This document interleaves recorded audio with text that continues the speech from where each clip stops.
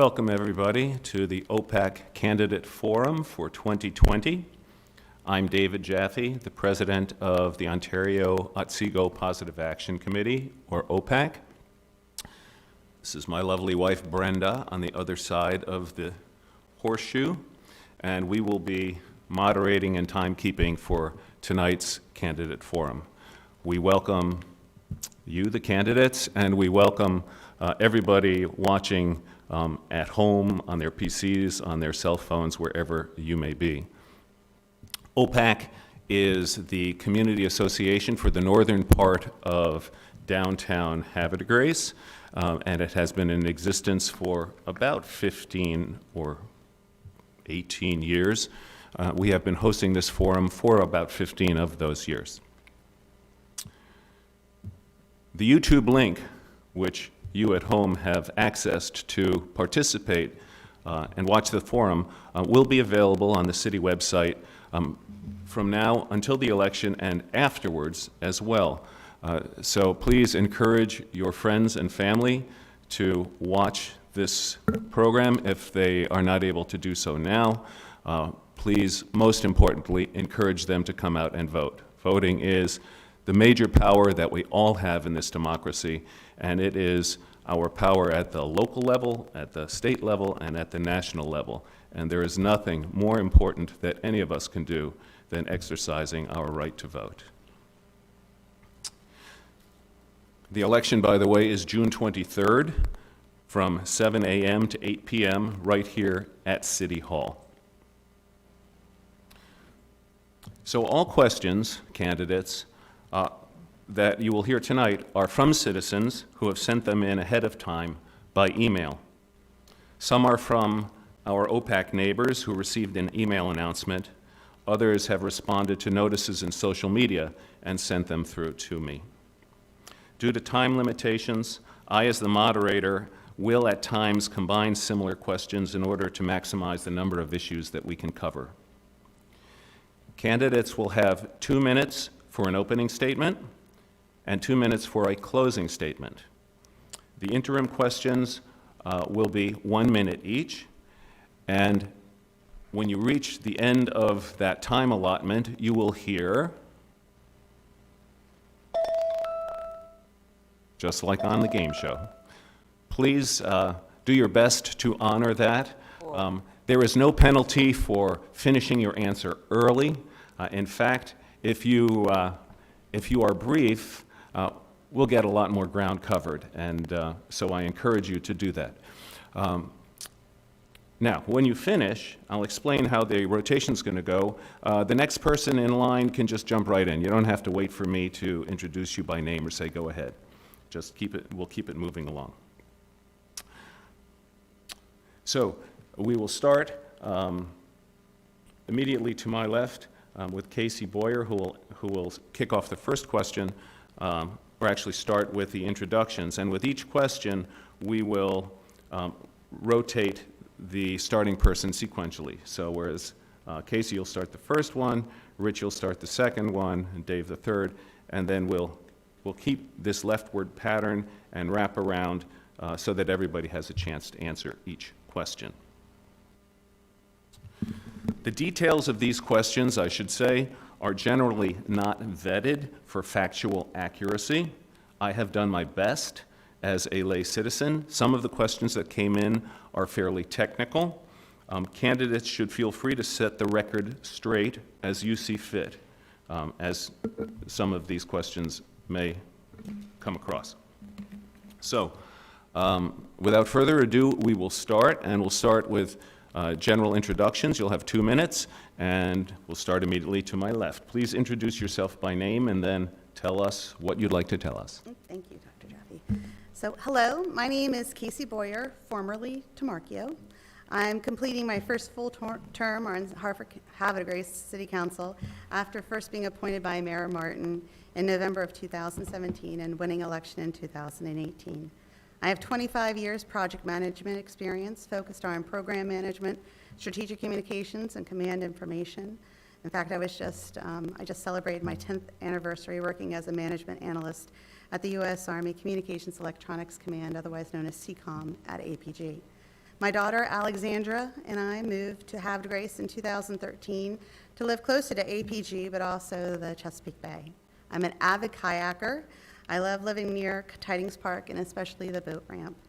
I also enjoy being very active in our community, volunteering for the 4th of July Parade, the Safe After Prom Party, the Lock House Ladies Boutique, the Community Thanksgiving Dinner, and the Candlelight Tour. As an active member of the Warrior Proud effort, I helped lead the charge, advocating for our new middle school and high school. I'm also a member of St. John's Episcopal Church, St. James AME, the Parent Teacher Student Association, and I serve on the Maryland Healthcare Commission. As part of my city council duties, I serve as council liaison to the Green Team, to the Tree Commission, Street and Traffic Safety Advisory Board. I also serve on the Public Safety Committee, the Budget and Finance Committee, and Planning Committee. I hold a Bachelor of Arts in Politics from Ursinus College, and I'm a member of the Army Acquisition Corps, and I'm a certified facilitator from Johns Hopkins University. On council, my goal is to continue to keep our city safe, accessible, and successful for all. Thank you. Hi, I'm Rich Wayner. I've been a resident of Harford County for about 35 years. Within the past couple of years, my lovely wife and I managed to make our way up to Havre de Grace, which was an area that we had been trying to move into for quite a few years. It just happened to coincide with my latest appointment to the GVMP on APG. I started my career way back when dinosaurs roamed the earth as a procurement supervisor for a steel manufacturing company. I was there for 22 years, and I finished my... I moved on from there to go to work for 2 different state agencies, which I did capital procurement for both of the state Department of Corrections. I finished my master's degree in project management while working for the state. I moved on to the private sector and went to work for Caterpillar shortly after that as a project manager. I was there for a couple of years.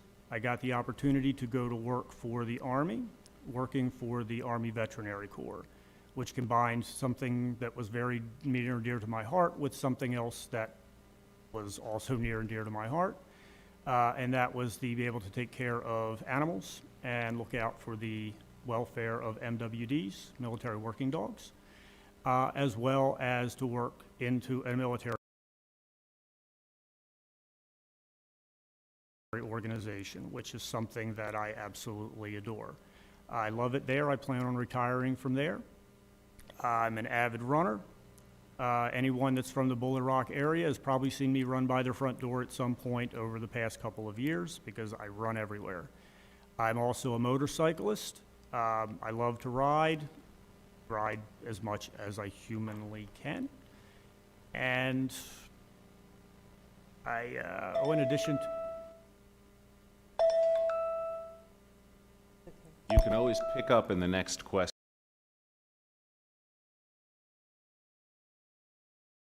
with anything. That's I'm going to mention my grandkids. But...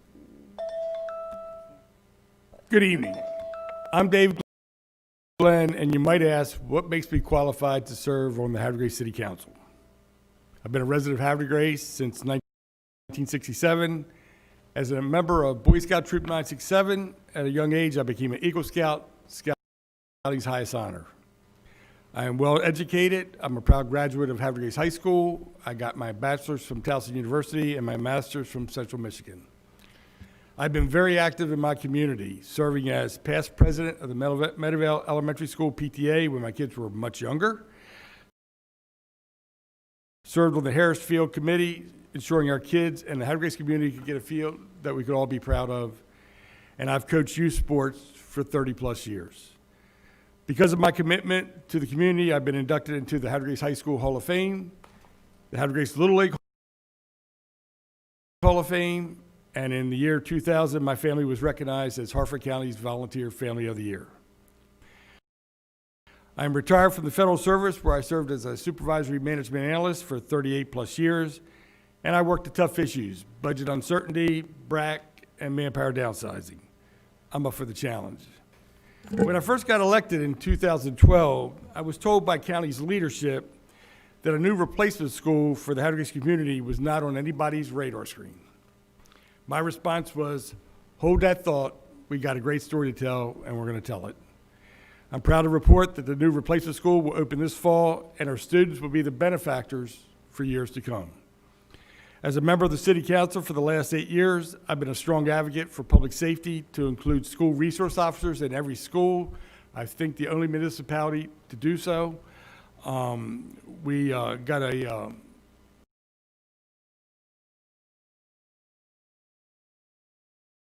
fireboat for Susquehanna Hose Company, which enhanced the opportunities for rescue versus recovery, and that basically protects the residents of our city. I have also put in place increased recreational opportunities, a renovated opera house, creative tourism initiatives, upgraded water and sewer infrastructure, promoted business growth downtown, and the list goes on and on. The national and regional recognition we continue to receive proves we must be doing something right. All right. My name is Jim Ringsocker. I'd like to first start by thanking Dr. Jaffe and Brenda for hosting this tonight with OPAC. I'd like to recognize my wife Brenda and my son and daughter Matthew and Sydney for their constant support. I'm 43 years old. I live up on the hill in Bayview Estates. I'm a graduate of Havre de Grace High School. Went to Frostburg State University, got a degree in political science, criminal justice, and sociology. Worked for the Maryland portion of Social Security as a disability supervisor. I was first elected in 2018, and this is my second campaign, so I'm just finishing up my first term. Prior to that, I served 3 years on the Wage and Benefits Commission, where our first year we saved $350,000 for the city in healthcare costs and right-sizing.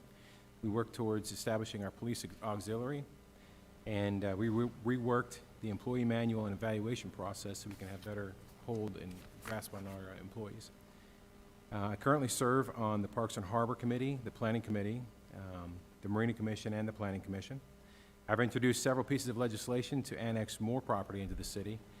I've worked towards improving our property maintenance code and our boat storage ordinance, cleaning up the city.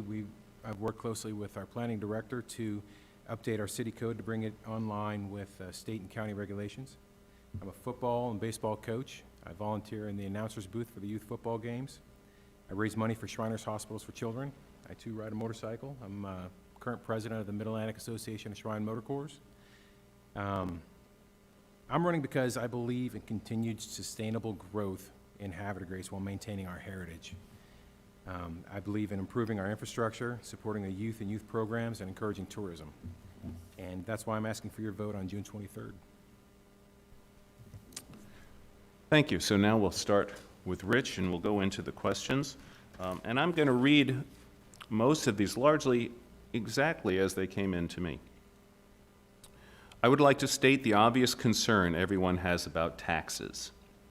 Please have each candidate make a statement about their beliefs, principles, philosophy on taxes paid by voters.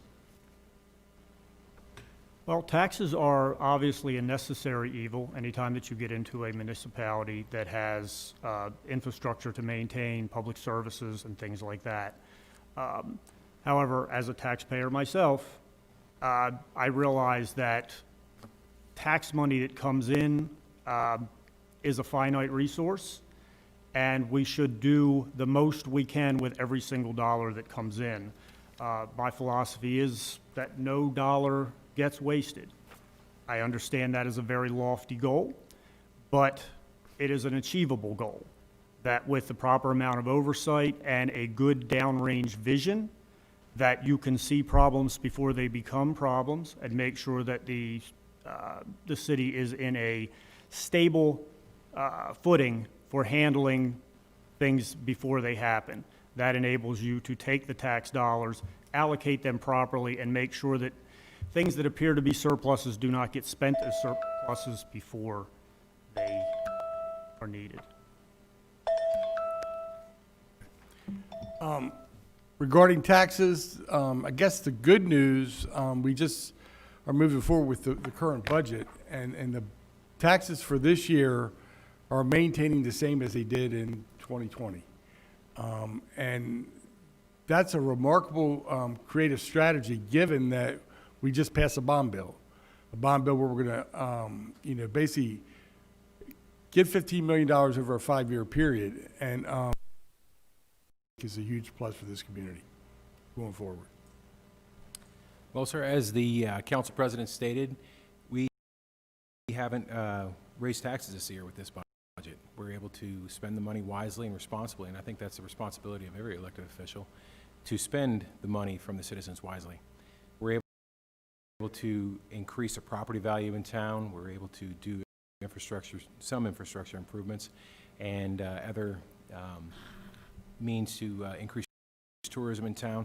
And by doing that, that increases what we bring in tax base from our citizens. So we're able to use our money wisely to make improvements on the town, and that ends up bringing more money in down the road.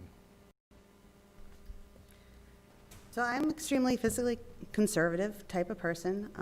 I believe taxes are entrusted to the city by the citizens, and it's that trust. It's very important to maintain. If the community doesn't trust its government, then they will not trust how it's spent.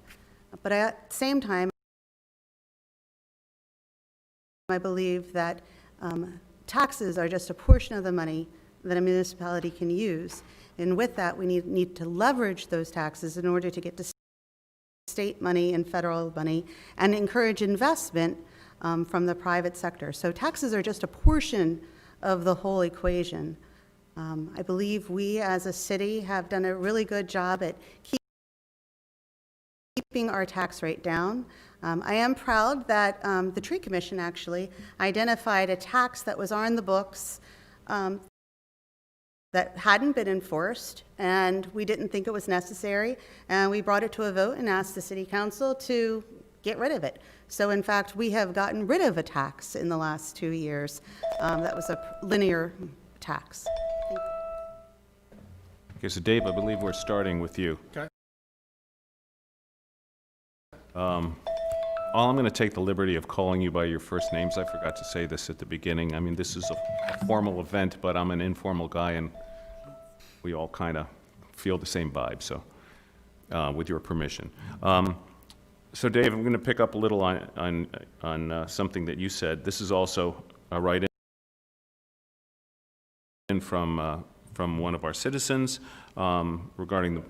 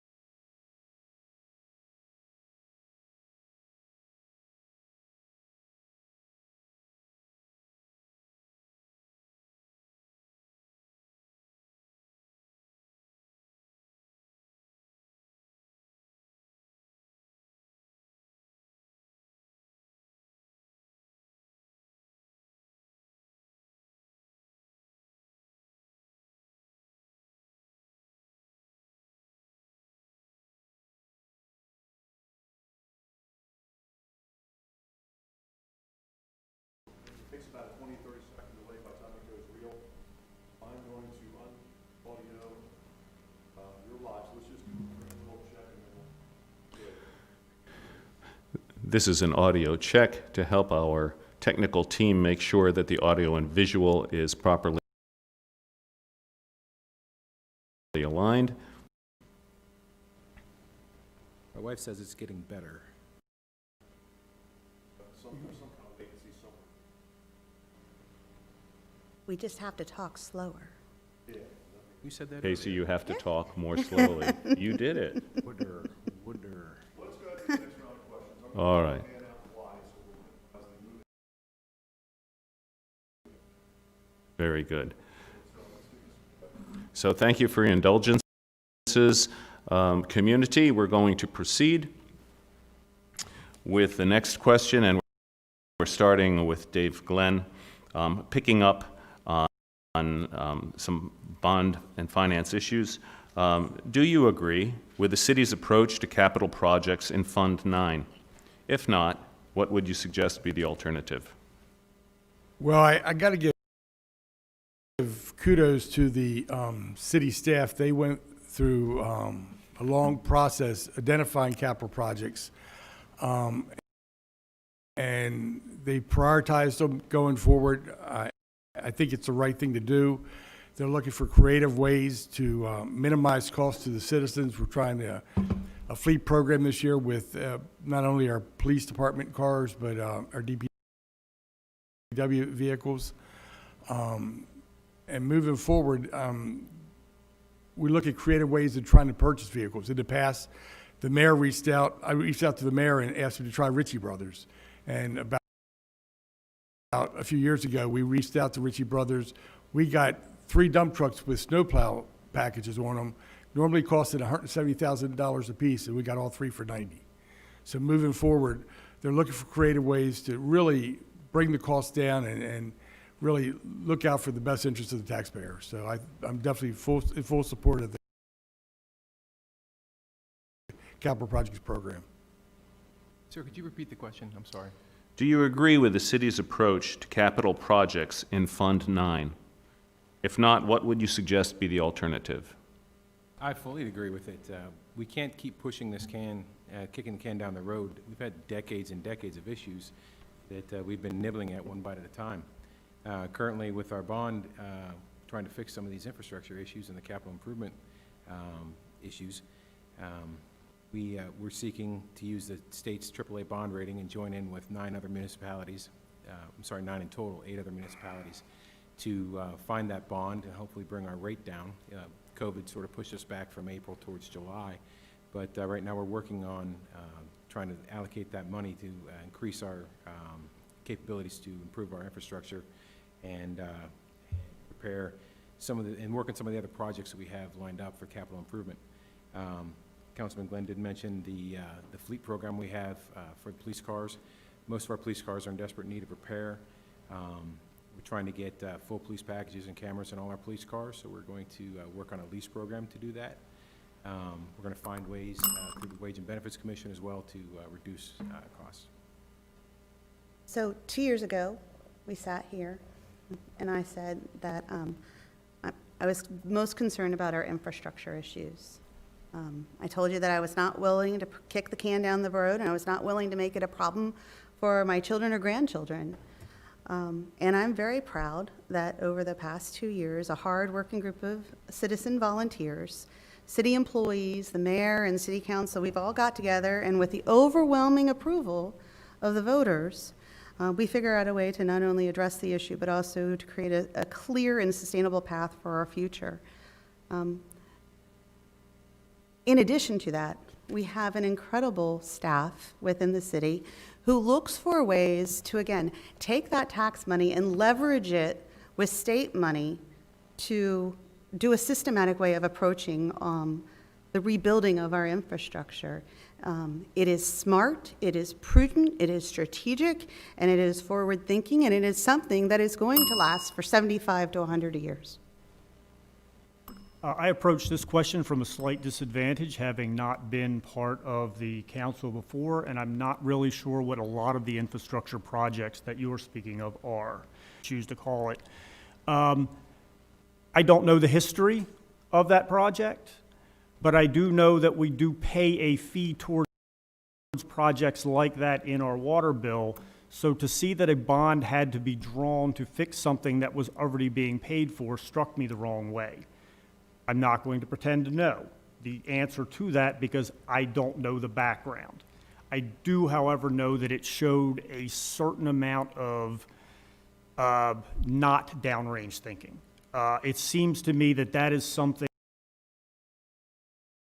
that should have been on the radar prior to that happening. Thank you, candidates.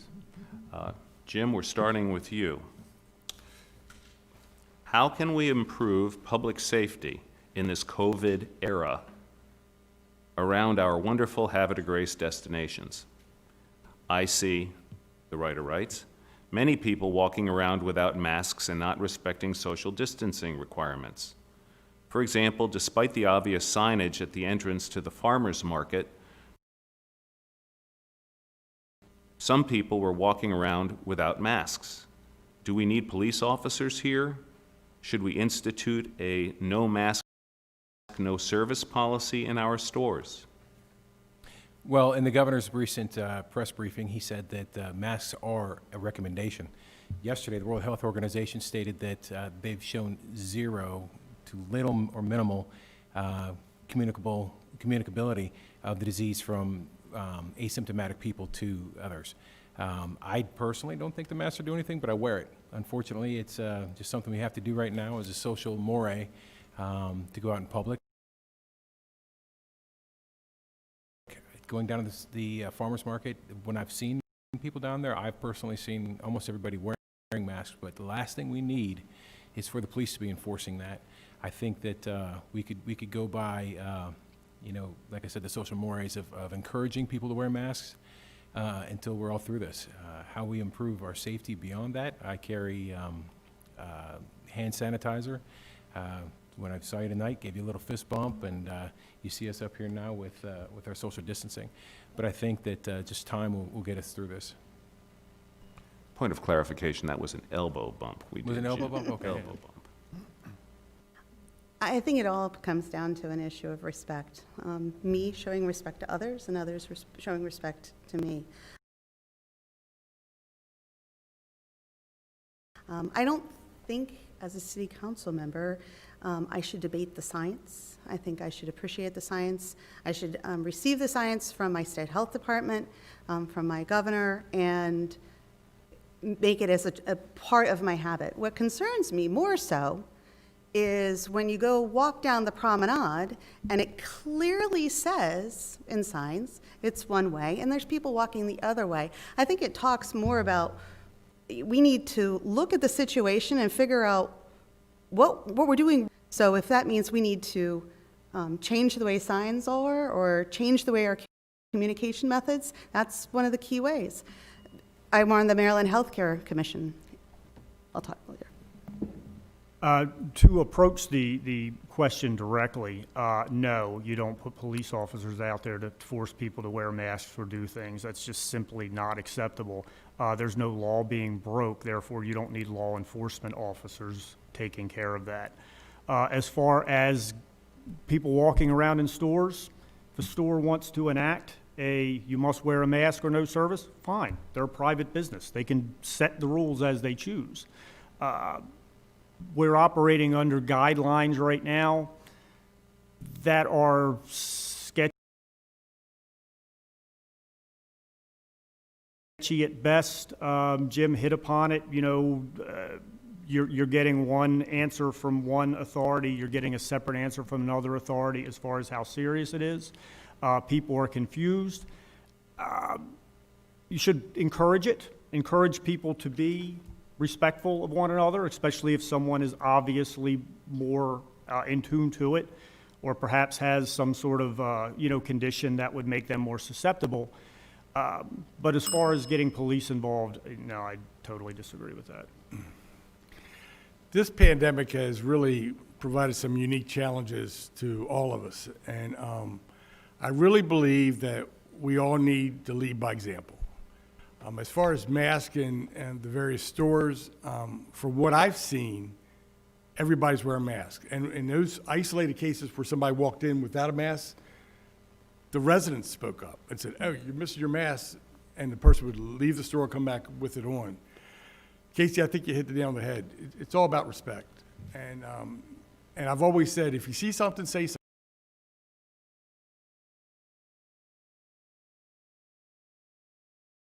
something.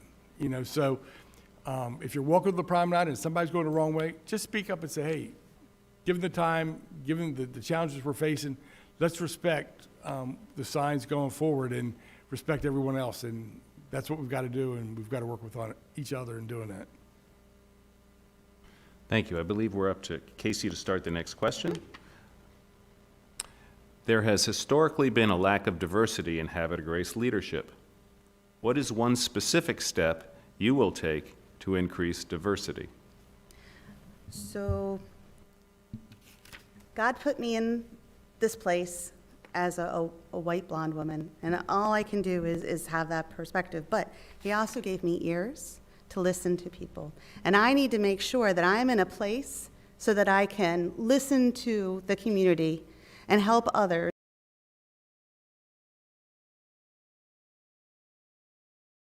and pull them forward when I find them. That's why I purposely get involved in a wide variety of projects with the school, with St. James AME and others, because I want to be there to listen and to be there when God calls upon me to pull someone forward. I take that as my ultimate goal here on this dais. I want to make sure that there are other people that reflect the community sitting up here with me in the future. And I work at it constantly, talking to people, letting them know, you should run and I'll help you. I'll tell you how to do it. So it's a great thing. And I'm very proud of the fact that we now have 2 women sitting up on this dais. I think Cassie hit the nail on the head. There's no way we can twist someone's arm behind their back and make them run for an office. However, what we can do is be their advocate and be their voice. To get out into the community and seek out voices, all voices. It doesn't matter race, sex, it doesn't matter. Anyone that has a concern, we're the conduit to get that concern heard and to act upon it. I think that is the best way that this body can actually have diversity. Who runs is who runs. We can't control that. But what we can do is make sure that all voices are heard. We are a diverse and inclusive community, and I think this council is already doing that. We're taking kind of baby steps, but if you look back at what we're trying to do is, we were in full support of the efforts for the Havre de Grace Color School. We were in full support of the Ernest Burke project, and we're going to have a statue downtown at the park showing that his contributions going forward. We were partnering with the Alfred Hilton Memorial in the placement of a memorial for Sergeant Alfred Hilton's honors. And basically his actions and the impact of 185,000 United States color troops who fought valiantly for the cause of freedom. In addition to that, I personally have reached out to minorities and encouraged them to run. Minorities that I have worked with in the past that I thought would bring value to the process. Unfortunately, many of them have retired, and they said they didn't retire to work again. You know, they felt like the challenges of a council is really very demanding, so they were unwilling to run. First Tuesday in March, everybody has the opportunity to apply to run for council, and I do encourage everybody to do that who feels like they want to be on council. We can't force the diversity. People have to want to participate, and that's one of the biggest issues is people are so busy now. People working down, using Havre de Grace as a bedroom community, working down in Baltimore and commuting every day, or they're busy with their kids or busy just with their personal lives. They don't have the time to dedicate to being on the council. So it's again, very hard to encourage that diversity. We can't force it. People have to want to run. So the way we have people want to run is by being an inclusive city. Havre de Grace doesn't have a race problem. We are a friendly hometown where everybody should feel and hopefully does feel included. Councilman Glenn hit it when he said we're working with the community leaders to establish the Havre de Grace Color School. so they could purchase that building, the Alfred Hilton Memorial for Medal of Honor recipient, and for Ernest Burke statue, the Hall of Fame Negro League player. So.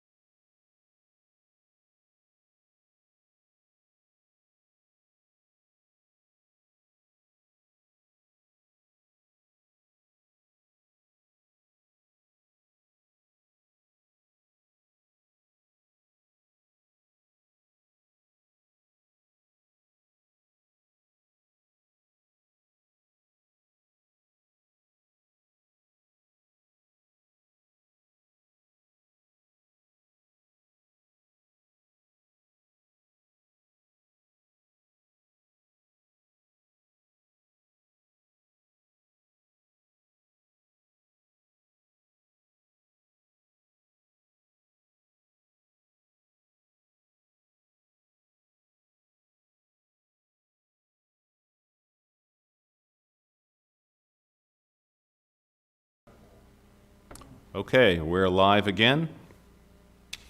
Picking up this next question, I believe we're starting with you, Rich. Is that correct? Is that where we were? Yeah. Okay. Mr. Floyd's murder has opened up wounds and exposed raw issues of inequity around the nation, and not just in policing. You're all out in the Havre de Grace community, and you have the ears of the community. What are the issues in our town in this regard? For example, what do you hear people saying about housing, education, health care?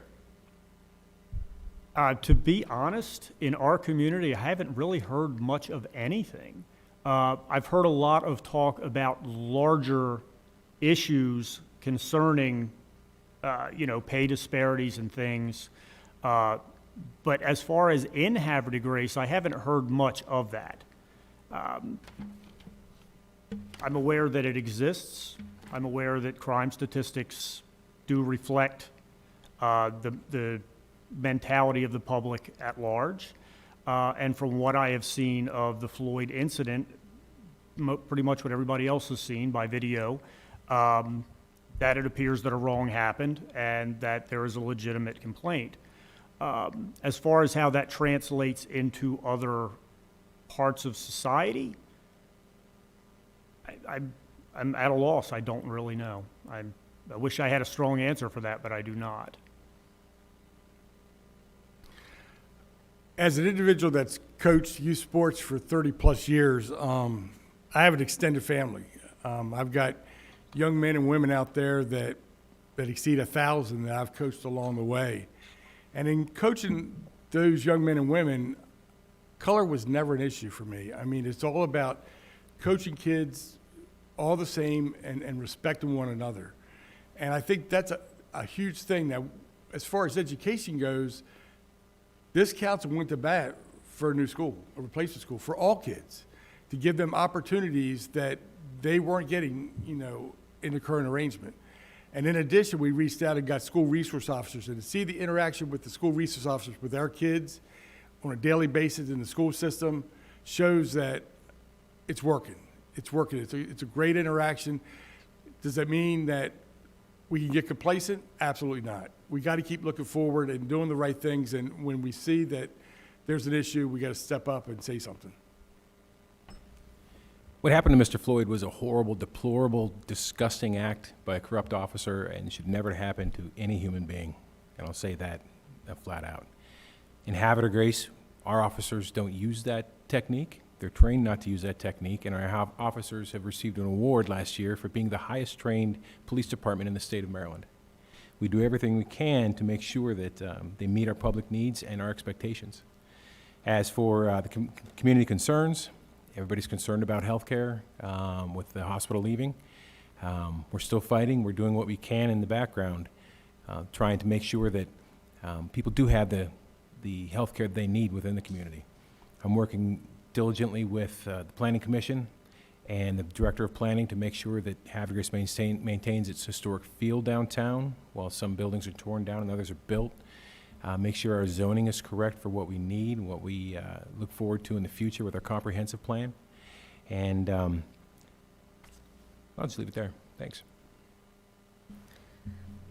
So I heard the question is about, what is the community talking about when it comes to police, to health, and to education? I'll read it again for you. Yeah. Mr. Floyd's murder opened up wounds and exposed raw issues of inequity around the nation, not just in policing. You're all out in the Havre de Grace community, and you have the ears of the community. What are the issues in our town in this regard? For example, what do you hear people saying about housing, education, and health care? So when I go out and talk to people, I don't really, ironically, hear a lot about housing. I hear a lot from people who are not from Havre de Grace saying, hey, I can't find anywhere to live here. And I hear them talk a lot about futures or opportunities for their kids.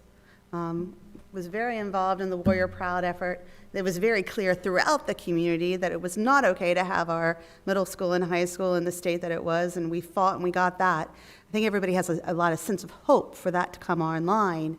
But what I hear throughout is a lot of concern in regards to the hospital.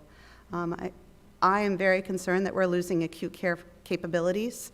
I believe the hospital system as a whole is moving away from that, and the void that's left there is a void that is the same as most rural communities, and that is the lack of primary care. And we don't have access to good primary care in Havre de Grace. What we need is to get creative and look for ways to encourage more primary care in Havre de Grace. Thank you. That was a perfect lead-in. Although you do have excellent dermatology services in Havre de Grace, I just have to say. And they're not leaving. All kidding aside, several of you have mentioned the hospital, and of course, that is one of the questions that came in. So let's pick up with that, Dave. Okay. What should or could the city do regarding the Harford Memorial Building once vacant? Good question. First off, this mayor and this council fought diligently to keep the hospital here. And I got to say up front, I felt like we were fighting the battle all by ourselves. I mean, I personally reached out to numerous elected officials, said, let's come to the table, and only one responded. More importantly, we've reached out to Lyle Sheldon, the CEO, and asked for the Cushman and Wakefield study that shows what the options are relative to that building. He went on at Annapolis, said that we'd already gotten that, which we hadn't. He said we would have it in April, which we haven't received it yet. We're still waiting for it. I think that's key.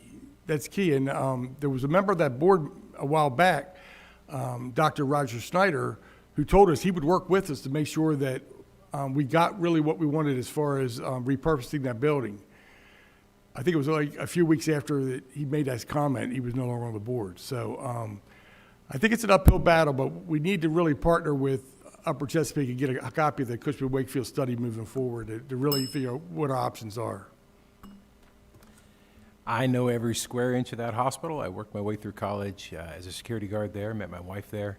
I know that hospital still has good bones and good use, although the current system that's in there, they've neglected quite a bit of it. So we've been courting other hospital systems to come in. We've talked to Christiana Hospital about bringing in doctor's offices. We've looked at nursing home facility, possibly assisted living. I've worked with the Planning Commission, Planning Department to talk about zoning that would be required to allow for assisted living in that building. Whatever happens there, we need to make sure it fits, again, the downtown feel of Havre de Grace. If they raise the building all the way down, I wouldn't mind seeing a park there or, building that fits downtown Havre de Grace. I'd personally like to keep that building and keep some sort of medical care facility of some level within that building. So I live a block and a half away from this building. It's privately owned, it's owned by the hospital, it's up to them. But the hospital property is more than just the one building. There's several pieces to that property, including a parking garage, a large parking lot, and even a couple of lots down to the side. We have to be careful with how we do this because we want to establish a vibrant downtown, and then we can't have two separate downtowns. We can't have one that's in our traditional downtown and another one closer to the water. So we have to be smart about how we do it. But at the same time, we also have to keep in mind that there is a lane that goes through the middle of that hospital, that the hospital is currently paying us around, I think, $3,300 a year to rent from us.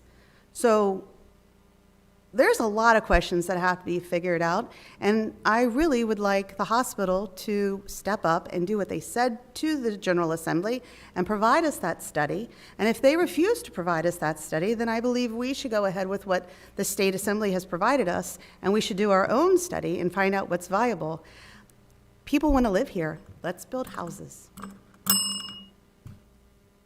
Ideally, if the hospital does pull out, with the already existing medical infrastructure, courting another medical system to come in and take it over would be the best and probably the primary thing to focus on. That aside, if that turns out to not be a viable option, private practice, medical professional building, because the facilities are already there, I think could be lucrative. I think you would be able to bring in a lot of it wouldn't be a fully functioning hospital, but you could probably get private practice doctors to fit most of the needs that the hospital addressed, with the exception of operating in an emergency room. I think that is something that would certainly be better than letting it be turned into another shopping center or parking garage. Thank you, candidates. Jim, starting with you. I'm going to read two questions here. Candidates, you can, Get to choose? yeah, Get to choose which one to answer? you may. All right. Actually, one of them is sort of a backdrop for the other. You'll see where I'm going. So these are from two separate people. Havre de Grace has an amazing historic downtown with a super active community of volunteers and events. What I don't understand is why our leaders don't bring in more commerce to the area. There's so much more potential for this town than is realized. People are asking for a grocer like Trader Joe's, more shopping like a Loft or Kohl's. Also, we would like to see more pickleball courts built at Tidings Park courts, as Tidings Park courts are not enough to satisfy the growing demands. Lastly, could we get a community pool club built near the river or bay? Actually, I'm just going to leave it at that one, and then we'll come back to the other one, because that's a lot there. Sure? No, all right. That's I'll it. take the other I'm one. kidding. Go for it. I'll go for it. It's not the responsibility of the council to bring in businesses. It's the responsibility of the council to promote a general environment that makes people want to come in and establish businesses downtown.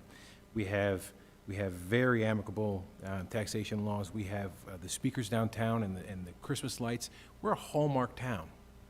People want to come here. People want to build here, and businesses are coming in. What's going to happen after COVID with the people shutting down and the empty storefronts, that waits to be seen. But, it's not up to the council to increase businesses downtown, to start businesses. We can advocate for businesses because that's our job. But we're not going to start the businesses. As for the pickleball court, it's had huge success. I never in a million years thought that pickleball, of all things, would happen. So that's just something we can look into. That's a great suggestion. We need to keep the tourism up in Havre de Grace and make Havre de Grace a great place to be, place that people are proud to be from. When I was in high school, I remember people couldn't wait to get out of Havre de Grace, and I want Havre de Grace to be a town where my kids are proud to be from. And that's what I'm doing up here. So I'm just going to pick up off of what Jimmy said. Something we need to read, pre-COVID, the greater majority of the storefronts within the downtown area were full. And Erica Quinsonberry is doing a great job trying to get people to move into our more industrial areas. We create an environment that brings the business. It's the question of what came first, the chicken or the egg? Well, we have a lot of people who have moved here. And when you move here, you've created the need for a grocery store or a clothing store. In fact, we have a clothing store that's going to be opening within the next couple of days. more restaurants, et cetera. The one thing I want to say as a result of this whole experience with COVID is how proud I am of our community for coalescing around our businesses and letting them know that you're important to us and we want you to stay, and we're going to put our dollars to make sure that you stay here. I think we've done a great job, unlike other places in Baltimore City where you see restaurants closing left and right. I think ours are going to be able to hold their own. Completing the, what seems to be the theme here, the council really cannot bring businesses in. We can't force a company to come here. The only thing that they can do is make it advantageous for them to do so. And I think that question actually speaks directly to the market forces at work, with the increase in citizenry in the Havre de Grace area, be it downtown proper or the expanding out areas that are still part of Havre de Grace. As the population grows, the demand for things like a grocery store chain become not only more necessary, but more lucrative for a store to move into it. One thing we can do is make sure that those chains are aware of the opportunity. But as far as them choosing to move in, we just have to make it so they can do it as painlessly as possible and operate as painlessly as possible. And also trying to maintain the downtown atmosphere that I think everybody fell in love with this town. The last thing you want is a big box store dropping in the middle of the downtown area. So we do have to kind of keep our eye on that as well. I think when I look at what just recently happened in the city of Havre de Grace, I applaud the mayor and the city staff and this council because we moved forward to make sure that when the governor gave the green light for restaurants to have outdoor seating, that we had barricades up or ready to go and put them in place to allow them to do that. That shows that we have a commitment to the people that have tried to bring business here. We've got Abbey Burger that is still working feverishly to get that building up and running, and I just met with Erica the other day, and it looks like probably in the September, October timeframe, that'll be up and running. In addition, there are other businesses that want to come here. We know that. There's just no room for them to come. Somebody's kind of got to leave. I mean, if you look at Price's Seafood, that building's not big enough. That's not for a lot of the businesses. I heard Jimmy Seafood wants to come here. I've heard the Wellwood wants to come here. I mean, that was a big plus for this community. But we're trying real hard. As far as the pickleball courts, we put our feelers out to see how that would work. And you're right. It's a big hit. It's a big hit for the community. And it's, you know, an opportunity for us to take a look at other areas to see if we can get another pickleball court in there that to meet the demand. So that going forward, we're always open to new ideas and we're always open to change. Okay, viewer, whoever wrote that question, you heard it right here. More pickleball courts coming. Council members, you Next guys budget. are so good. We And just passed the budget. It's asking next budget. Council candidates, you just knocked off the other question, too. The other question was, how can we help our struggling small businesses in this particularly trying COVID time? And I think we Can I covered answer that? Because I'm very passionate about that. Yes. I was a Everybody downtown can have a coordinator for Salisbury, Maryland. It was one of my first jobs coming out. And there's lots of, you know, when you look at Main Street, Maryland, and what they say about making sure that you have retail and restaurants, next floor is offices and then residential. We have that going on in Havre de Grace. But what we're lacking is the small businesses on that second floor. And a lot of that is because of our own infrastructure when it comes to telecommunications. We need to work better at getting that middle side there, but downtowns will always flourish because there's going to be a love for the downtown, and especially when you have a community like Havre de Grace. We're very lucky to live in this type of area, and we have an asset that we need to take advantage of, and by helping small businesses and making a choice when you go out, when you have to buy that present for a wedding, or when you have to buy that baby shower gift, you make a choice on where you're going to spend your money. And if you want businesses in the downtown, if you want them to come and establish in the downtown area, shop here. Thank you, Casey. And in fairness, everybody can have an opportunity to respond to that. How can we help our struggling small businesses in this COVID trying time?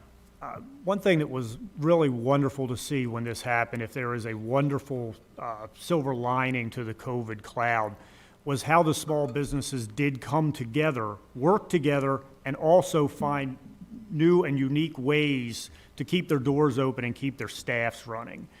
I saw, restaurants that were selling products from other stores that were literally in competition with themselves in order to help their neighbors exist. Whatever we can do, I know that putting the barricades up and allowing street front parking happen, that was amazing. That was a big boon to allow them to get those additional seats to fill. Listen to the small businesses, because the small businesses are really the heartbeat of downtown Havre de Grace. I mean, that is my main focus for business in the city, is all in small business. And whatever we can do, whatever roadblocks we can remove, and whatever manipulations we can do, be it changing seating rules, temporarily, or allowing them to spill out onto sidewalks temporarily during these crises, to do whatever is necessary to keep them solvent. We've got a solution. We just need some flexibility from the governor to really get back to normalcy. And one of those solutions is our First Fridays. Our First Fridays rock and serve as an inspiration to other municipalities, not only in the state of Maryland, but across this country. But the other nice thing that I thought happened during this entire process is we saw businesses changing their business plans. We're not in the business of established business plans, but they changed it. I've lived here since 1967. I can tell you, first front, I've never seen Gauls open on a Sunday, but now they are. And that's a kudos to them that they changed the business plan to try to accommodate the current times. So, and the other thing is it's just getting out and support the businesses, getting out there and shop local. Go to the restaurants. When they were doing carryouts, we were going out religiously and shopping and buying dinner, and not cooking dinner at home all the time. So it's just coming together, and that's what makes this community special. We come together during hard times, and we're going to get through this. Trust me, we will. One of the questions that kept on coming up was why we didn't shut down the city streets completely to have that sort of First Friday atmosphere. And there were a couple issues with that. Number one is, the governor's orders about, how many people could gather, parking, issues like that. But the city can't pick winners and losers. And by closing down the streets just for the restaurants, what it does is it decreases the access for the other shops that are down there. So we did put up the barricades on certain spots and allowed people to congregate out there. We actually had some complaints from some business owners and we moved those. But prior to that, we allowed them to put food trucks out on the street.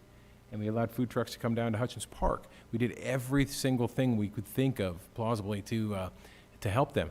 We're allowing not only just the citizens, but the businesses to take to pay their water bills late if they must, absolutely, without a late fee. Small things like that to help them stay in business and help them meet their ends. Thank you. We just went this way, so help me. Rich, we're starting with you. Okay. Shifting gears just a little bit. What's your agenda, if any, for the next 2 years, specifically in regard to preservation of environmental areas?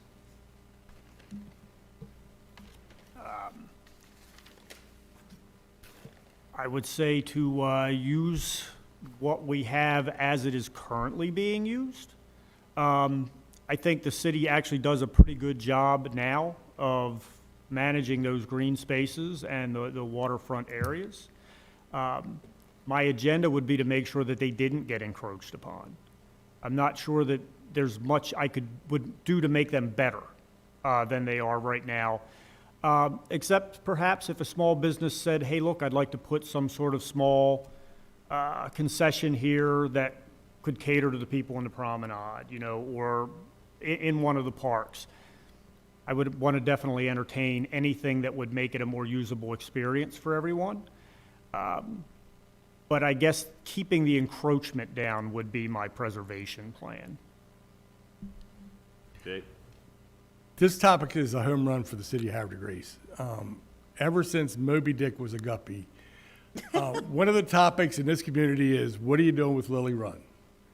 And That's my next question. this council moved forward with the funding necessary, and we started the project, and some first signs of project for Lily Run.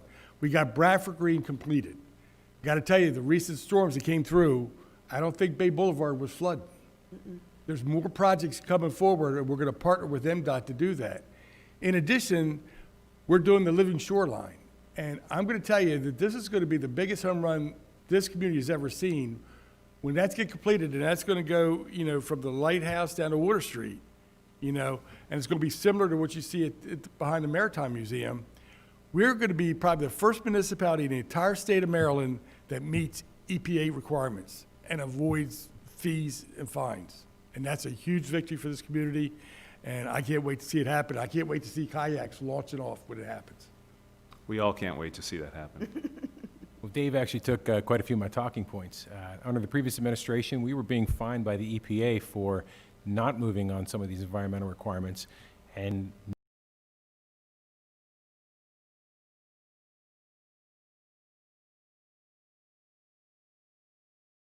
now we're looking at being the only municipality in the state to meet both EPA and MDA guidelines.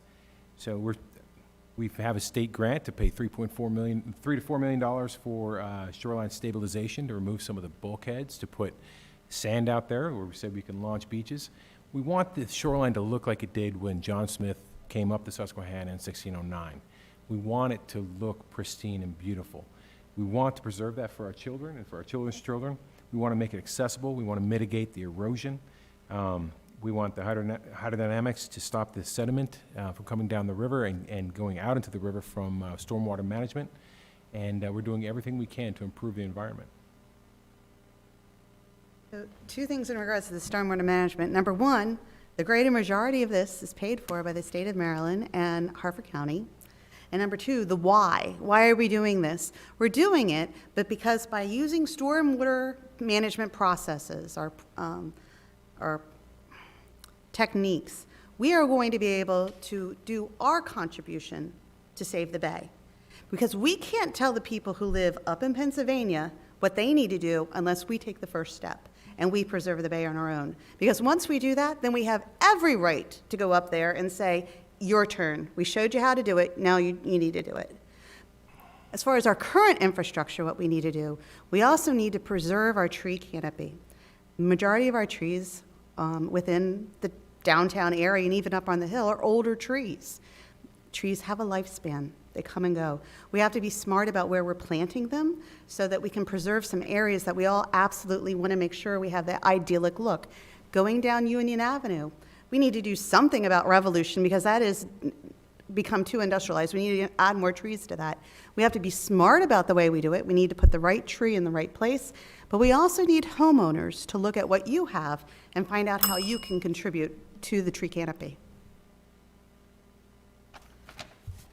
Thank you, everybody. So now, I'm getting all caught up in your answers. You guys are getting me all too excited. I'm forgetting where we are. I think we're at Dave or we're at Jim. Who's starting this next one? Jim, you're asking the Lily Run question, you got me. You bet. So Dave already mentioned it, and this one goes out to the OPAC community, which is on the northern part of Havre de Grace.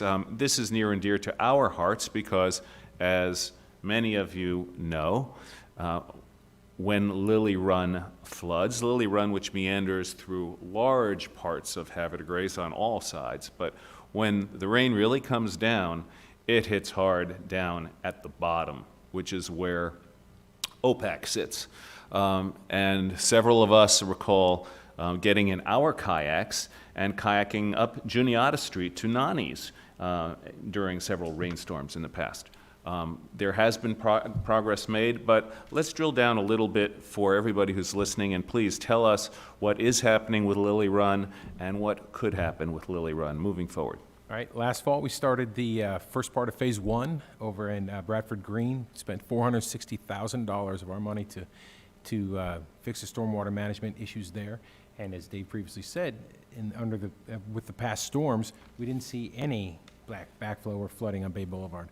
And that's a huge part of where the flooding starts is over there on Bay Boulevard and comes down the river, down Lily Run. Right now, the engineering is done for the rest of the completions. The plans have been submitted to the school board. Unfortunately, the school board is not meeting right now, so we're sort of in a little delay waiting for them. But we're ready to go, ready to break ground. The rest of the project is 100% paid for by the state highway administration, MDOT, and we're just looking forward to getting this done, preventing any future flooding, so we don't have this problem in the future. He's right. Great answer. Tell my wife. You're right, because you knew all the statistics and you wrote it down, and you just read them. So Lily Run is another great example of how people in the community identified an issue, and together as a community, we worked to leverage it and to bring it up to a higher level, to the state and county level, to get funding for it. There's going to be more projects like that as we see them, as we develop and as we grow. The key is to have an organized group of people who are impassioned about it, who are respectful about it, and who make sure that everybody is educated about it. And I want to give kudos to OPAC for doing that, because you've made a difference. I was looking back in some history things about the last time 2 women were sitting on the dais, and 50 years ago, they were talking about Lily Run. And I don't know anything about Moby Dick, but I'm pretty sure you're right. It's a good thing, so thank you very much, and I look forward to you guys finding your next issue. Having not been part of the entire process of the Lily Run project, I'm not really sure what I would have done differently or if I would have done anything differently. It sounds like the council actually put a pretty good plan together, and they're following through with it. It sounds like it's working, and it's paying dividends already. So I guess the short answer to this, I probably wouldn't have done a whole lot differently. Follow through with the plan that is currently in place, unless something makes a change to that necessary. I think what gets me excited is when you look at Lily Run, the last URS study, which dated back to 2007, it said get Lily Run moving forward. It was this mayor and this council that made sure that the funding got in place to do Bradford Green. And that's the first positive steps and the first positive signs of some true efforts to get Lily Run fixed. But again, we're not being complacent. Like I said earlier, we're continuing to study groundwater. We're studying environmental hazards at the old football field. We're studying problems with the railroad tracks. We're going to partner with MDOT for additional funding. Because we're not going to get complacent. We got to keep it moving forward. And I'm really excited that we've seen some positive signs, and you can't help but get excited to know that when you're not flooding Bay Boulevard, we're moving in the right direction. So the best is yet to come. Well, gosh, you're getting me real excited too, because my office backs right up to Lily Run. And so we've been ankle deep in it too. So this is great news. Thank you, everybody. Thank you, City. And Dave Mershon, if you are out there in YouTube land, thank you for continuing to bring this issue forward for all of us. Okay, new question, new topic. On the ballot on June 23rd, here at City Hall, from 7 a.m. till 8 p.m., voters will have an opportunity not only to elect 3 council members, but also to change the mayor's term by charter amendment from 2 years to 3 years. Do you support this charter amendment? What is your reasoning? I think I'm I think we're up to you, Casey. So I'm in support of it. It took me a little bit of time thinking through it to decide which way to go. I'm a traditionalist and looking at the way that the forefathers put together the charter and how they wanted things to go and preserving that, because there's a lot of thought that went into it. But over the years and thinking about how things go, the biggest impediment to a new mayor is the fact that you receive on your first day of work the old mayor's budget. And you're stuck with that budget for a whole year until you get your feet under you enough that you can enact your own budget. So it takes at least another year until you start doing your projects. And then once you do your projects, it's going to take another year for them to actually come to fruition. So for the voters' point of view, it's hard for us to decide whether or not the mayor did what they said they're going to do, because they did what another mayor said that they were going to do. So I'm in favor of it, for that as the main reason. I don't subscribe to the, well, it's fair for these people and fair for those people. I think it's fair for the citizens. I concur, because anytime that you change any position, there's a certain learning curve that goes along with the incumbent coming in. And also, there's a period of time on the outgoing where you're looking at your reelection anyway. So 2 years, you're really just kind of getting your feet underneath of you right about the time that you're halfway done your term, and then you're kind of worrying of whether you're going to be able to see anything through or not. And like Cassie said, in a lot of cases, you're inheriting whatever the person in front of you put in play. So you really don't have a measure of the person getting the office when almost the first term's agenda is already, it was handed to you. It was nothing you really had anything to do with. And by the time that you put something in play, if you get voted out, the next guy is going to inherit that. So at least by adding that extra year in there, it pretty much gives you a year of actually doing something, and it'll be entirely yours, and it will give you something to tell people when your reelection time comes up. You can actually show results that are you own. Okay. I'm in full support of the 3-year term for 2 primary reasons. One, our directors are under 3-year contracts. So if you put the mayor in a 3-year term, his term would walk hand in hand with the contracts of his primary directors. So in the event that a new mayor comes in, it would provide him the opportunity to bring his own team in if he so desired. But more importantly, it promotes fairness. Right now, if you look at it, on the dais, I sit with Jimmy and Casey, and when we run, the mayor's not running. So, you know, we could always run against the mayor and never lose our seat. Whereas, you know, Jason and Dave Martin and Carolyn, when they decide to run for mayor, they'd have to give their seat up to try to unseat the mayor. So this would promote fairness because, you know, it would alternate back and forth. But the other thing I want to bring up to the people is you got to feel really good, because other municipalities make this decision unilaterally on their own. They don't ask the voters. They don't put it to the voters. We are. We're doing the right thing. And I got to tell you up front, we couldn't be more fair to allow them to have a vote, because my vote counts no more than anybody else's. And I think I applaud the city of Havre de Grace, because we are doing the right thing moving forward. I voted in favor of putting it on the ballot as a referendum question. I fully support it. You know, I've observed how long it takes to get a mayor's team in place, an administration's team in place. You know, 2 years is just not enough time for a new administration to get the people in the positions that he needs to do what he needs done. So we've got to attract people for open positions, and we've got to entice them in, knowing that possibly within 2 years they could be voted, the mayor could be voted out and they could be replaced. So we need to give that little bit more of attraction towards their 3-year term, 3-year contract to attract these people in. You know, with the current administration, when he first became mayor, his grant request didn't come in until 3 years into his term. So it was a full term and a half before his grant money even came in for these legacy projects that he was working on. A lot of the stuff that the grant money we have now came in under that second term of the mayor.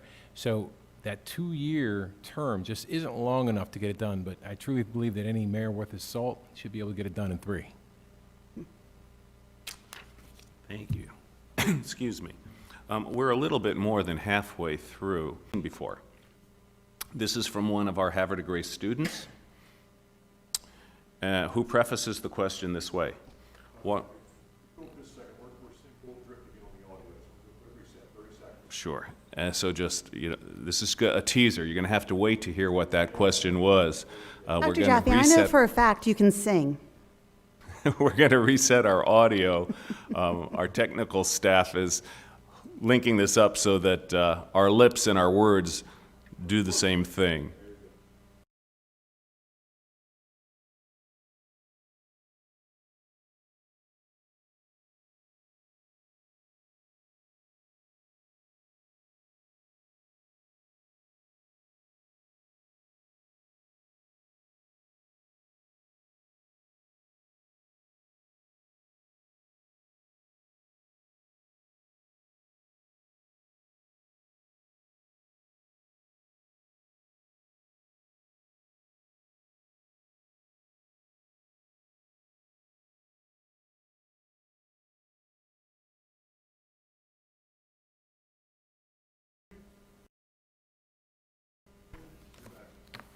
Okay, so we're back. Hopefully, we're back in sync. As promised, here's a question from one of our Havre Grace students who prefaces the question thusly. While this question may seem simple, it can really showcase the personalities of the candidates.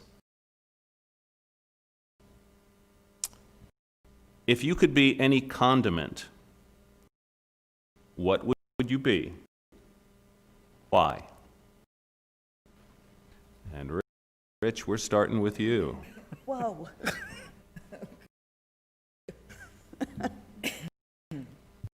I'm not sure if it counts as a condiment, but you put it on things. I would be chili for chili dogs. I like to think of myself as spicy and complex.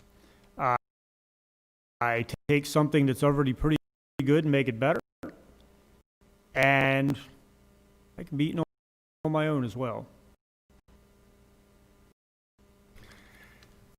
As an individual that grew up on the Eastern Shore in Rock Hall and a crabbing community, I'm gonna have to say Old Bay. It's a little spicy, it's got a kick to it, but it comes with crabs, and it's a great delicacy, and to go not only crabs, but shrimp, so Old Bay would be my condiment of choice. I've got to say Chick-fil-A sauce. Because I might seem sort of simple, but I'm very deep and complex, and everybody loves me. I'm going to go with sugar, because everybody needs a little bit of sugar to take a little bit of the bitterness off, and it's something that everybody looks forward to. Thank you. That was great. Thank you, everybody. All right, fun time is over. Okay. During the Black Lives Matter protest outside this building on Saturday, when talking about racial inequity, an angered speaker gestured toward City Hall and suggested that for real reform, change needed to start here. What does that mean to you? What it means to me is, I think it's already started here. I remember back in the days of Ferguson, when that incident happened, the police chief called me up. And keep in mind, she's the president she was a former president of the Maryland Chiefs Association, and so she's no rookie. But she said, let's go to training in Atlantic City. And she took some of her officers, she took some of the council, we went to training. And when you look at the end result, you know, we're the fourth safest community in the United States in which to raise children. We try to respect and lead by example. We've got school resource officers in our schools, and the interaction they're having with their kids on a daily basis is awesome. We have safety camps for our kids. We're trying religiously, and again, as a Little League coach, I'm trying religiously to make sure that everybody is treated with respect and fairness. I don't see any major problems, but again, it doesn't mean we get complacent. But all in all, this is a great place to raise a kid, and this is a great place to call home. So I don't see the issue with City Hall that maybe she sees. But again, maybe it's just because I haven't walked in their shoes, and that's where I'll leave it at. So the question was whether, or what we believe that she felt. I'll reread it. During the Black Lives Matter protest outside this building Saturday, when talking about racial inequity, an angered speaker gestured toward City Hall and suggested that for real reform, change needed to start here. Okay. What does that mean to you? Well, I believe that it was probably a generalization for all politicians, for all elected officials, that we need to be held accountable. First Amendment guarantees the right to seek redress of grievances from your government, to petition for redress of grievances, to peaceably assemble, and you know, protesting is quintessentially American, back to our founding, and to be upset with your local officials. I think she might be a little bit off the mark, but we've done everything we can to make sure we have harmony in our community. I don't think the Havre Grace, again, I don't think we have a race problem here. We make sure that our police officers are trained. We sit here with... To get a little bit philosophical. I'm hoping what that speaker meant was that by getting involved in the city is how you make change. If you want change to happen, you have to be the change. You have to be willing to get out. You have to be willing to volunteer. And you need to be willing to come up with creative solutions. There's lots of opportunities within this city to volunteer. We need people to be on the police auxiliary. There's no reason why we should pay overtime for police to do a lot of these events. We have wonderful volunteers. We have people who have wonderful experience in the military. Military police, come volunteer. We have students who are looking for what their path is to move forward. Get involved in the cadet program. You want to see change within the police departments? Get involved. You be that change.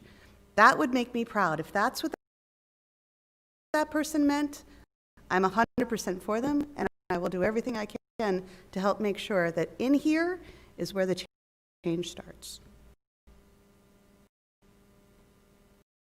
Speaker chose the word inequity instead of inequality. To me, that their belief is that it is a top-down systemic problem, and that the problem may not be a police officer or any other person out there on the street, but more the policies that they are being asked to enact. And because the policies do, in effect, come from City Hall, that's what she's addressing, where the change needs to start here. The policy that filters down, that causes the situations that they are protesting about. If the police officer that was involved in that situation was not put in that situation, okay? If they were not, because I believe that was over a counterfeit $20 bill. There's a policy in place that says that that has to be handled a certain way depending on the jurisdiction. Each one will police it differently. In that particular one, it involves a face-down center mass arrest. And so it will. But we're going to have to do a full redo here. We're having just all kinds of audio issues. So I apologize.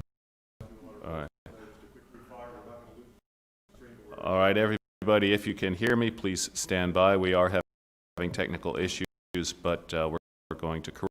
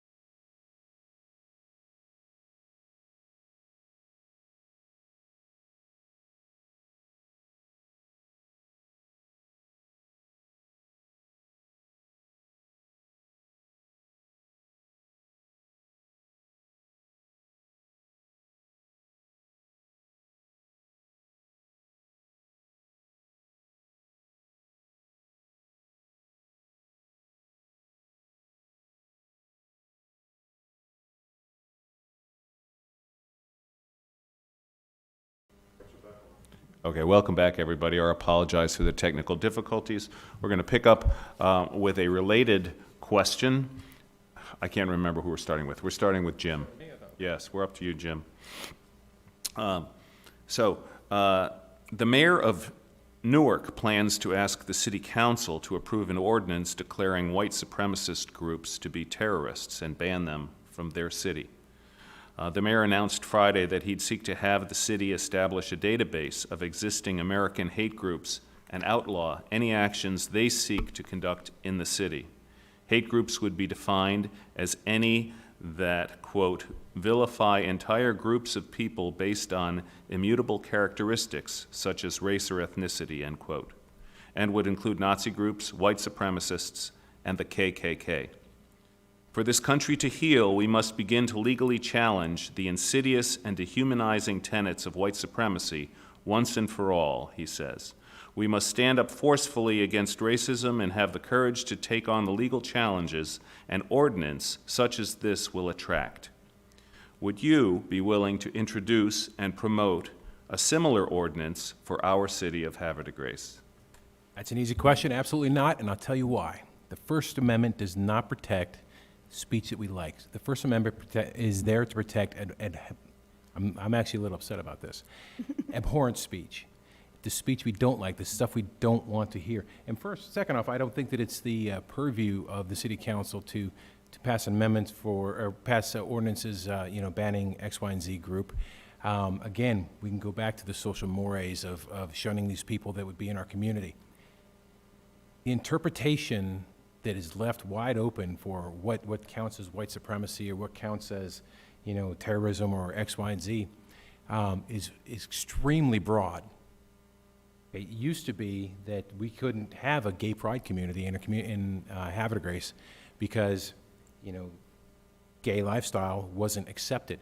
I'm not saying we need to accept white supremacy, but it's the interpretation of the person who interprets, that abhorrent speech and what it means to that person. And it's constitutionally protected, whether we like it or not. So it's not the purview of the City Council to actually make that decision, and that's why I absolutely will not. Thank you.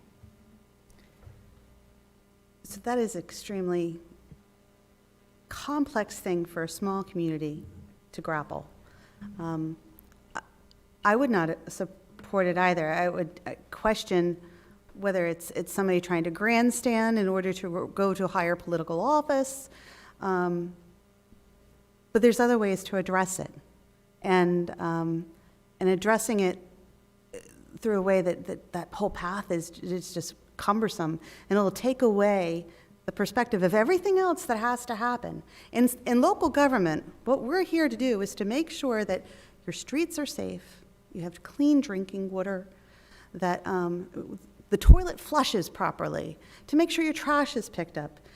The local form of government is the closest to the people. And if that is what the people really want, honestly, I think the people need to start talking to their state legislators and the members of Congress, because that is more in line with what they do from a legislative point of view. I think getting to it within the city of, if that was the circumstance, here in the city of Havre de Grace, we have other underlying issues that don't exist, because our city is a city of love. Jim hit that one out of the park. I've got to give you props for that. It is really easy to support speech that you agree with. You don't get into First Amendment issues until it's something that you don't agree with. That's the speech that's hard to swallow. But I want to take that one step further and say that you can't police speech like that anyway. You can police behaviors.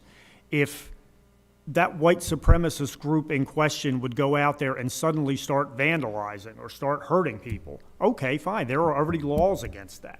You don't have to put another layer of law on top of it just because of what they were thinking when they did it. If the activity, the behavior is already illegal or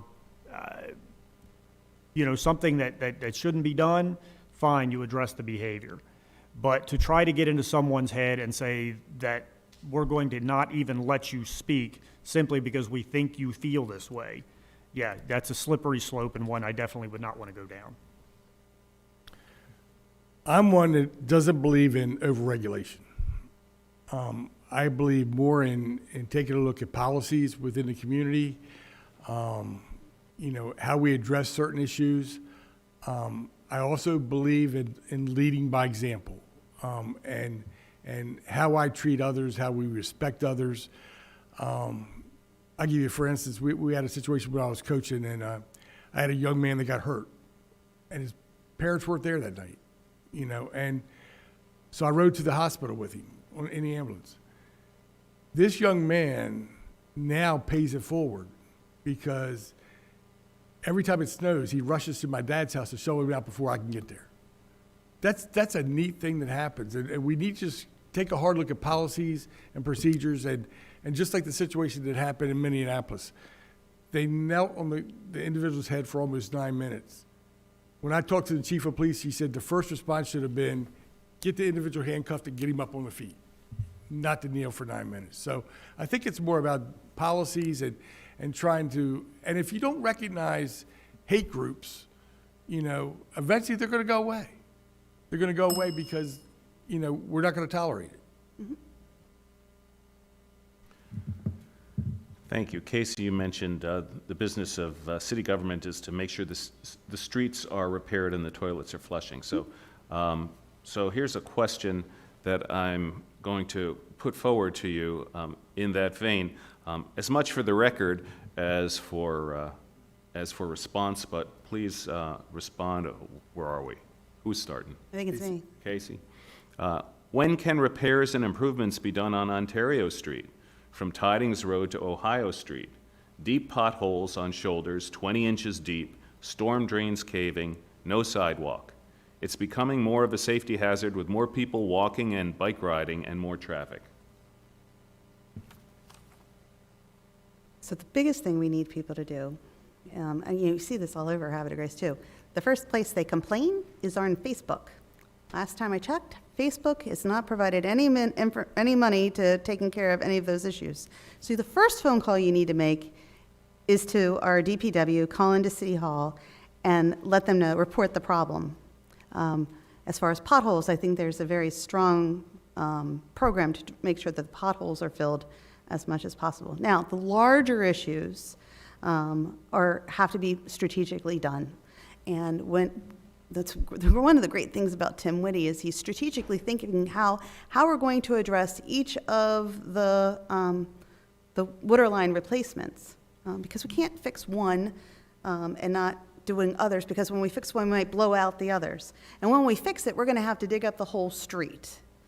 So in doing so, it's more of a systematic, looking at the whole big picture and figuring out how we can make the most for our money.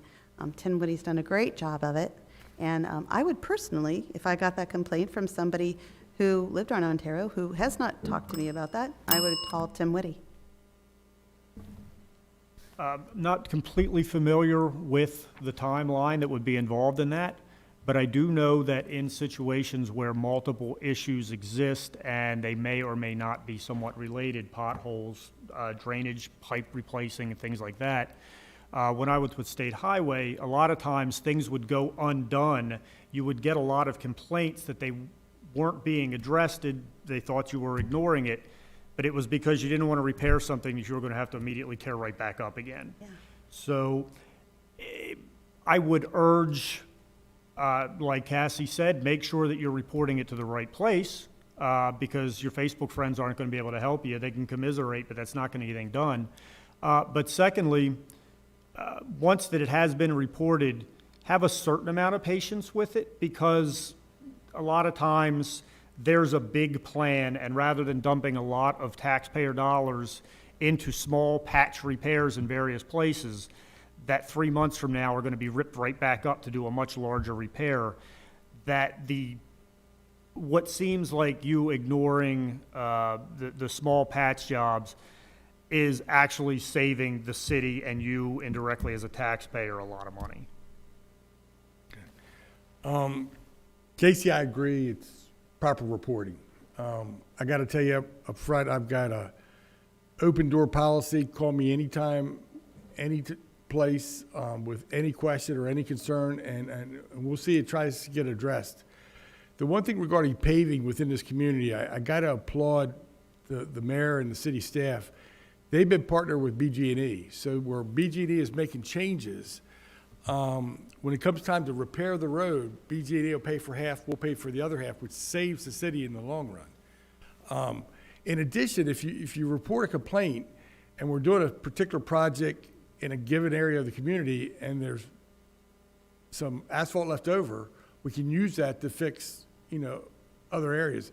I remember when I first got on council, my old community in Anderson Avenue, they complained that we need to have it paved. Well, it just so happened they were paving down at Old Post Road. They had some left. They came in and paved the street. And he says, "Man, we've been asking for that for 5 years. It never got done.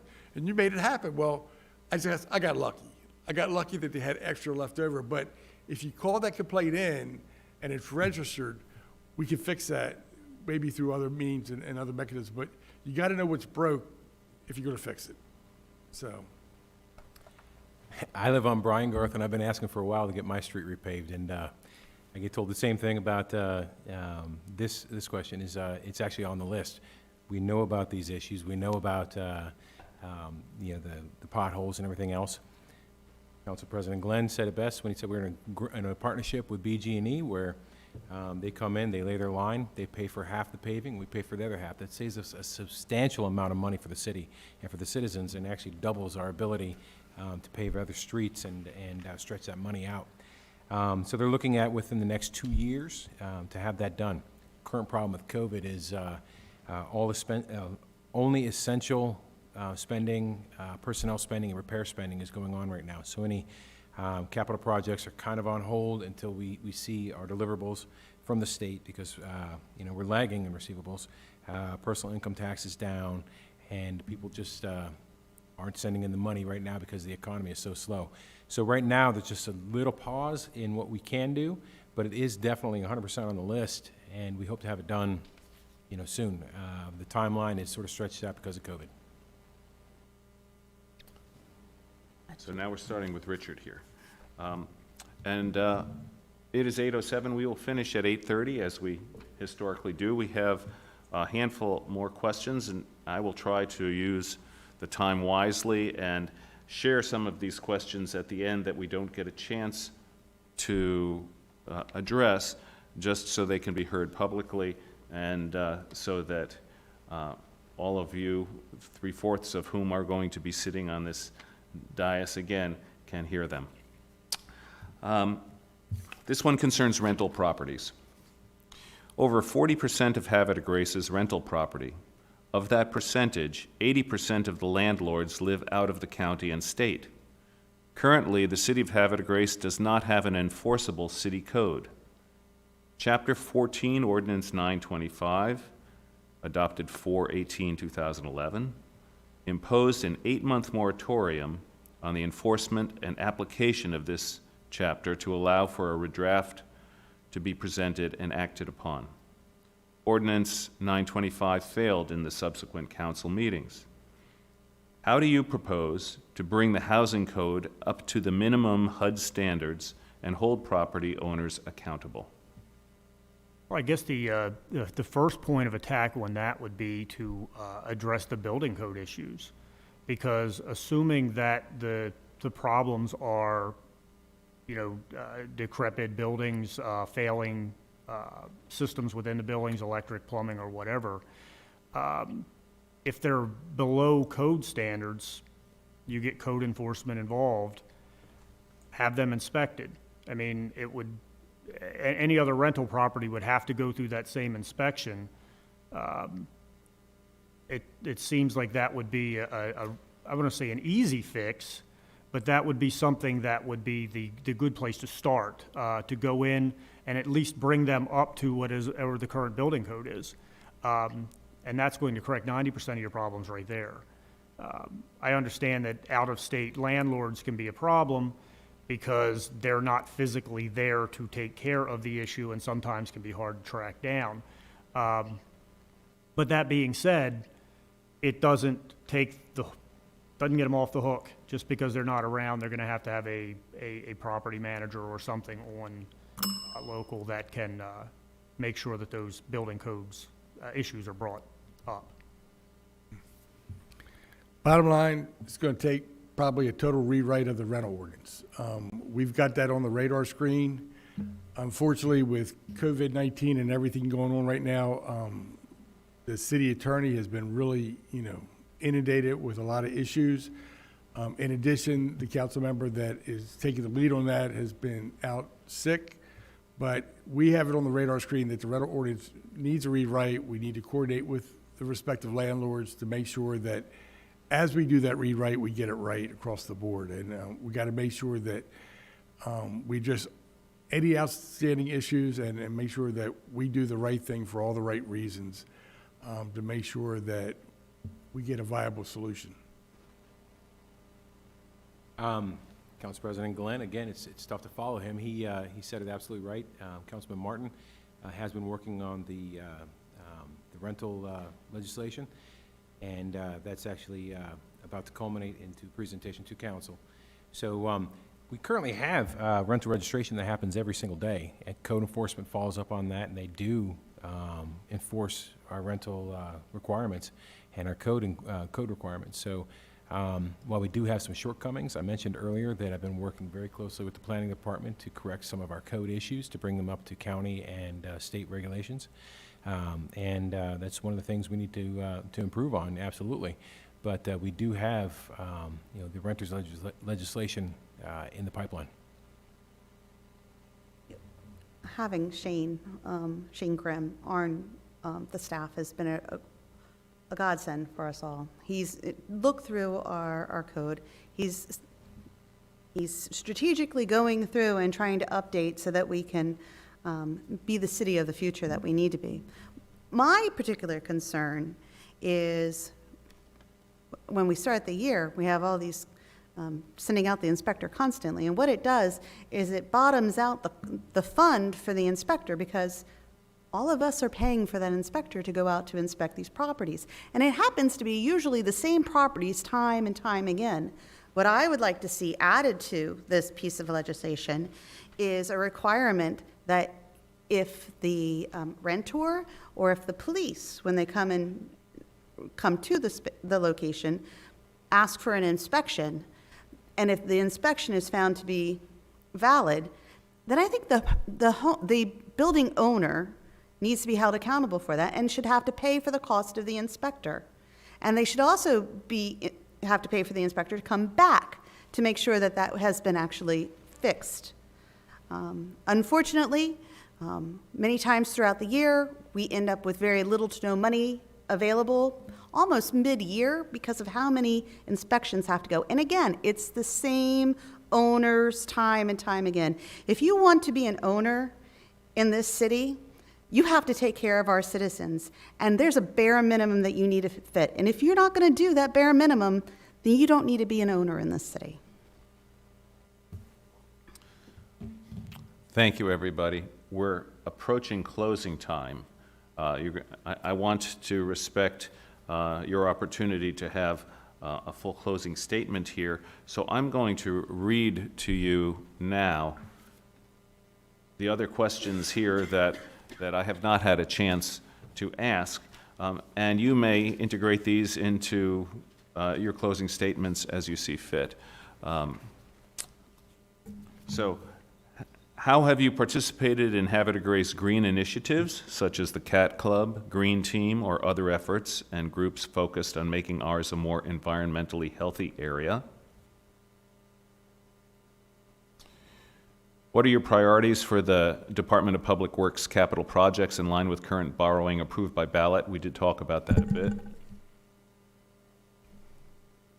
If elected, will each of you commit to signing legislation into place to prevent, prohibit, and prosecute against police brutality for all residents of Havre de Grace, but specifically black and brown people?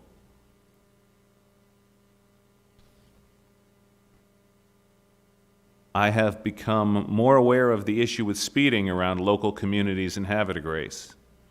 Of most concern is Chapel Road from Ohio Street to Bully Rock and the corresponding communities off of Chapel Road. Most vehicles in this area are going 40 to 45 miles an hour in a 25-mile-an-hour zone. or rolling through stop signs in heavy foot traffic neighborhoods. When approaching the police about the issue, they want specific times that the issues occur and scoff at the idea of an all-the-time response. As a prospective council member, how would you help the safety of our community by enforcing traffic laws? And finally, what is your agenda for review of police officer records to include commendations, promotions, and any performance improvement plans? And what is your agenda for review of the budget for 2021 in regards to loss of income? We've actually addressed that one as well. But I wanted to get all of that out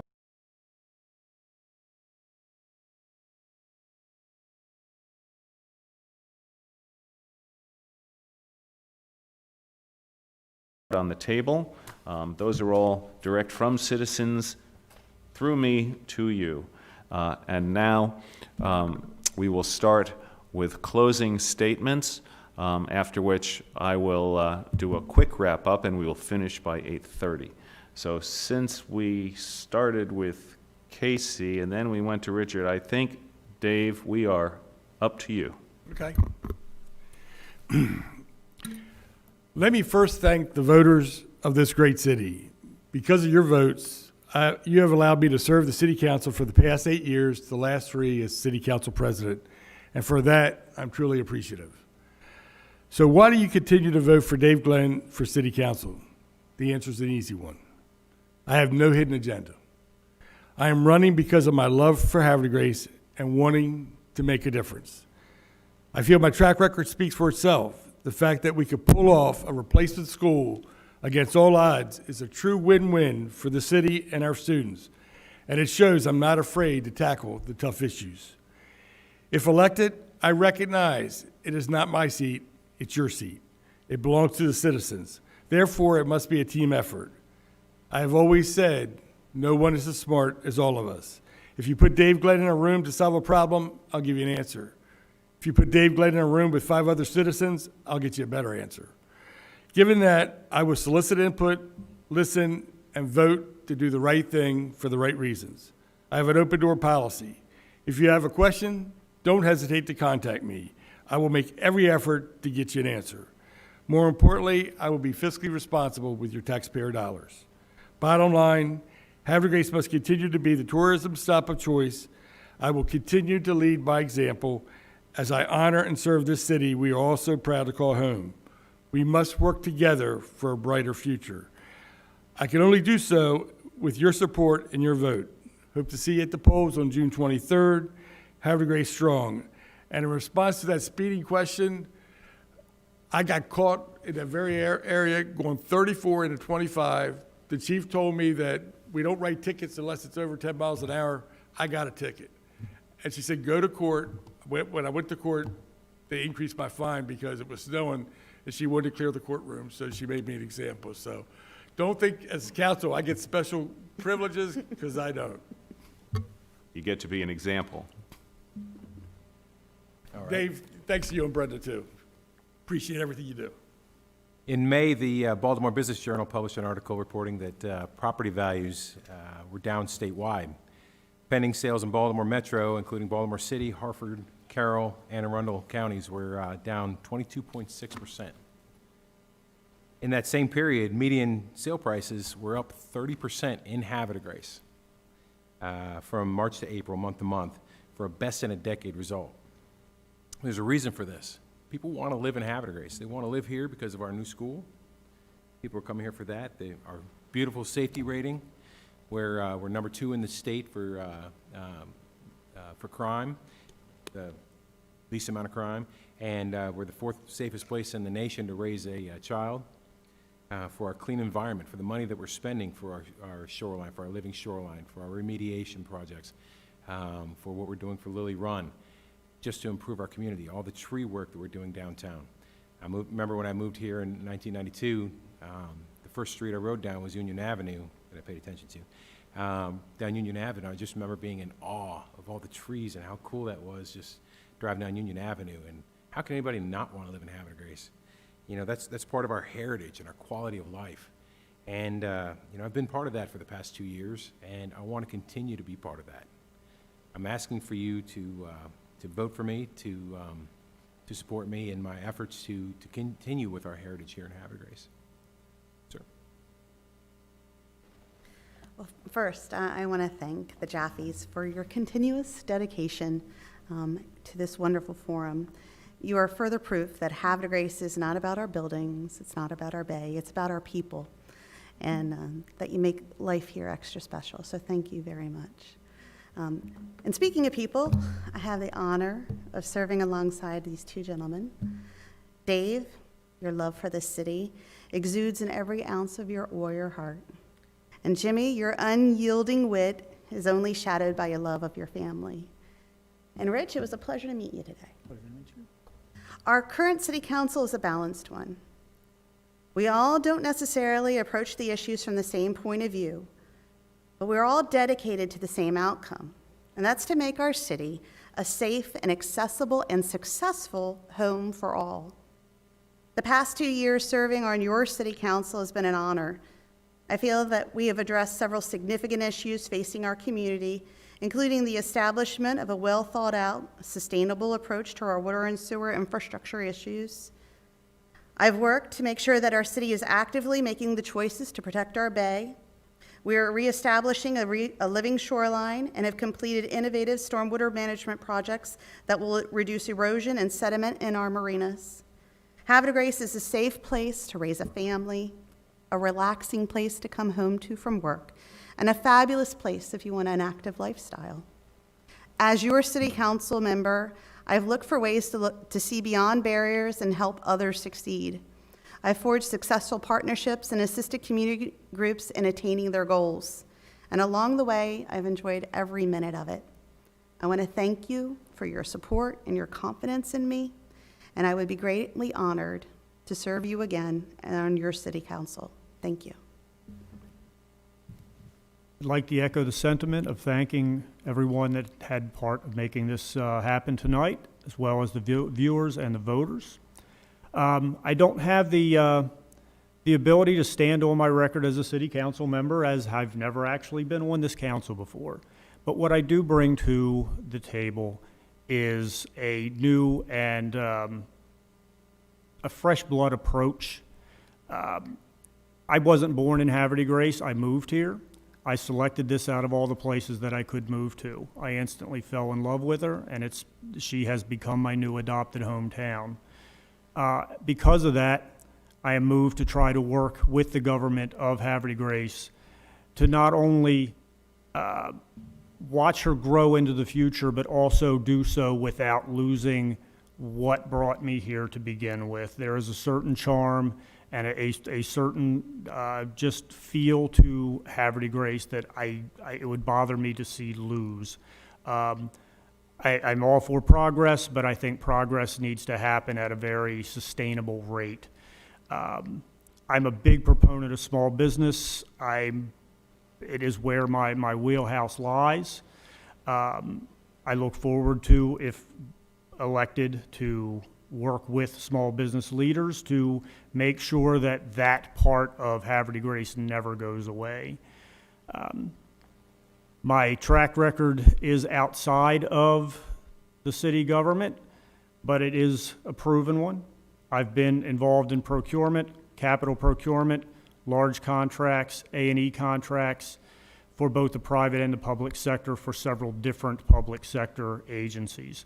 I currently work, as I said, for the Department of the Army doing project management, trying to make sure that veterinary clinics around the world are able to keep their doors open so that they can treat military working dogs as well as dogs owned by retirees and active duty military. That has enabled me to see from a completely different point of view what life looks like downrange. You can't just look at the problem in front of you. You have to look at the second and third degree results of whatever it is that you put into place. So if you're looking at something purely from a financial point of view, you have to look at what you may be causing as a result of what you do. Thank you for everyone. It's been a pleasure. So thank you, candidates. Once again, I'm left feeling inspired by democracy, and the fact that we're able to hold a forum like this and have free elections, and I thank you all for giving me the opportunity to have that feeling. I thank my wife Brenda for doing all of the logistics to make this something that we can throw together and, you know, be able to deliver not just to the candidates, but more importantly to the citizens of Havre de Grace. And I thank the mayor and the city for giving us the space and giving us the technical support. As a reminder, this will be available on the YouTube channel, on the city website, indefinitely, certainly through the election on June 23rd. I encourage you to take that link and blast it out on your social media. Let your neighbors know, let your friends know. Please remember to vote. As Maya Angelou said, if we don't vote, we are ignoring history and giving away the future. Let's not give away the future. We're much better than that here in Havre de Grace. So thank you, everybody. We'll see you socially, appropriately